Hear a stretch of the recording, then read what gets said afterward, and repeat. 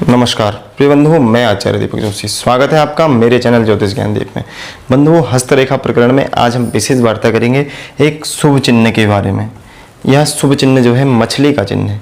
मछली का चिन्ह एक विशेष एक सिद्ध पुरुष के हाथ में एक पूर्व जन्म के किसी अच्छे कर्मों को हमारे हाथ में दर्शाता है। यह जो मछली का चिन्ह है किस स्थान पर बनता है, कैसे बनता है, और अब वीडियो के अंत में मैं आपको कई अन्य शुभ चिन्हों के बारे में बताऊंगा कि जो हमारे हाथ में परम लाभकारी और शुभ गुणकारी होते हैं। यह हस्तरेखा में कई प्रकार के शुभ चिन्ह हैं जिनसे मनुष्य के बारे में पता चलता है, उसके पूर्व जन्मों के बारे में पता चल सकता है। मनुष्य के वर्तमान समय में भूत भविष्य और वर्तमान का हस्तरेखा में बहुत सी रेखाएं होती हैं।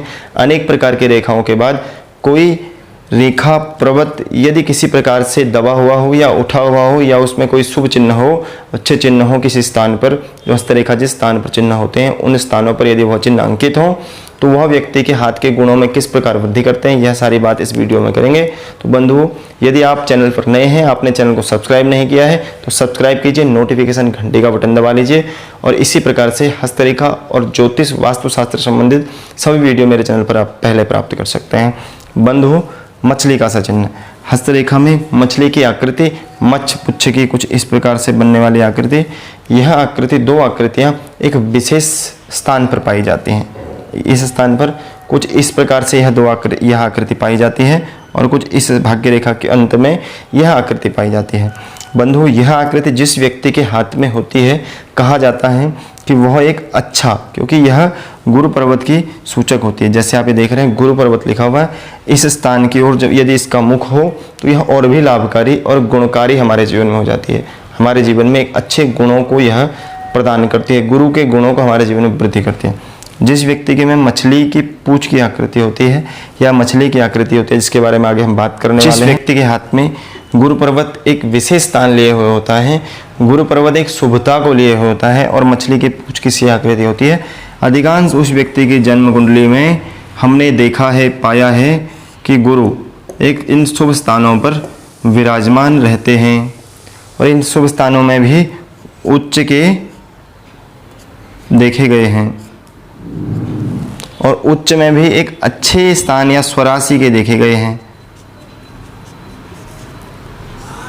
स्वराशि के देखे गए हैं।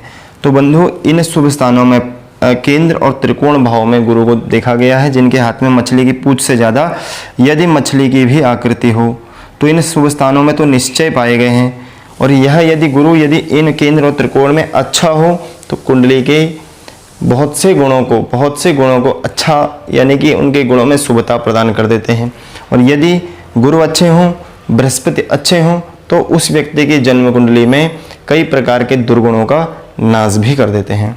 उस किसी भी व्यक्ति के जीवन में कई प्रकार के अरिष्टों का नाश करने की सामर्थ्य बृहस्पति में है। उसकी सूचक यह मछली की सी आकृति बनने वाले हाथ में है। यह आकृति कहाँ पाई जाती है? कुछ इस प्रकार से भाग्य रेखा पर यह आकृति बन सकती है।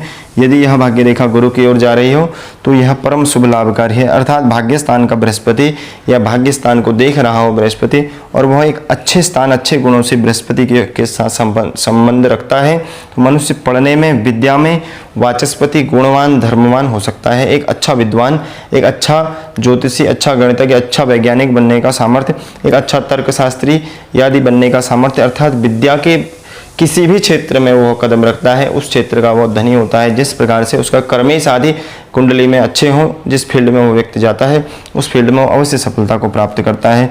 परंतु यह मछली की आकृति भाग्य रेखा पर जीवन के 15 से 20 वर्ष की आयु में मनुष्य के जीवन में कष्ट को दिखाती है। कष्ट से ज़्यादा वह एक बहुत गरीब दरिद्र घर में जन्म लेता है या बचपन दरिद्रता में बीतता है, परंतु जैसे ही यह अवधि समाप्त होती है उसके बाद वह व्यक्ति ऐसी अकस्मात तरक्की करता है जीवन में कि वह धन और अपने यश को सर्वदा के लिए संचित कर लेता है। और यदि यही रेखा आयु रेखा पर मछली किसी कुछ इस प्रकार से आकृति बन रही हो तो बंधुओं, वह व्यक्ति निश्चय किसी जलीय स्थान में वास करता है। उसका दशम का राहु भी हो सकता है। कुंडली में राहु का भी एक अच्छा होने की सूचना यह चिन्ह आयु रेखा और मणिबंध से संबंध रखता है, तो राहु के अच्छे होने की संभावना उसमें बनती है। और राहु के शुभ होने से तीर्थ आदि स्थानों में या किसी नदी, गंगा आदि तीर्थों के स्थानों में या जलीय स्थान में वह व्यक्ति धन कमाने के लिए, विद्या अर्जन के लिए वास करता है। यह इस स्थान की मछली का चिन्ह भी बताता है, एक अच्छी शुभता को अपने अंदर लिए होता है। बंधुओं, जैसा कि मैंने कहा था, मैं आपको बताऊंगा गुरु पर्वत पर कुछ इस प्रकार से क्रॉस की सी आकृति या इस प्रकार से चलती हुई रेखा जा रही है क्रॉस से आगे को, तो वह भी मछली की सी आकृति के रूप में भी हम उसे देख सकते हैं और वह हमारे जीवन में एक शुभ गुणों में वृद्धि करती है, हमारी सामाजिक प्रतिष्ठा को तो बहुत बढ़ाती है, हमारे सामाजिक प्रतिष्ठा में एक अकस्मात वृद्धि कर देती है।